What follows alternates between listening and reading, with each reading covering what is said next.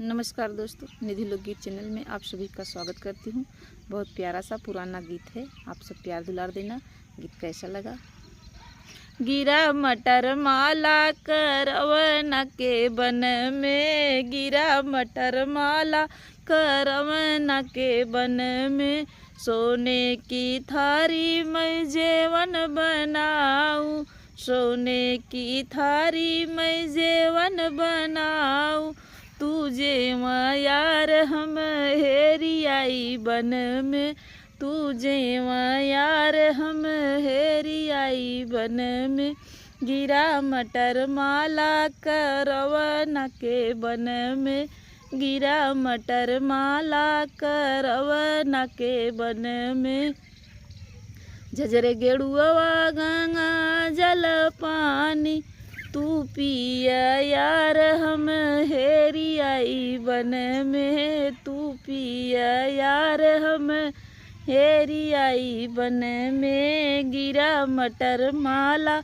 करवना के बन में, गिरा मटर माला करवना के बन में, लवंगा इलायची कबीरा सजाए, लवंगा इलायची कबीरा भराए,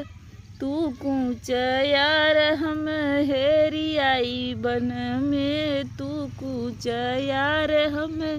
हेरी आई बन में, गिरा मटर माला करवन के बन में, गिरा मटर माला करवना के बन में, फूल ही चुनी चुनी सजिया सजाए, फूल ही चुनी चुनी सजिया बिछाए, तू सो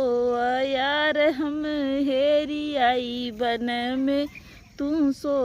यार हम हेरी आई बन में, गिरा मटर माला करवना के बन में, गिरा मटर माला करवना के बन में।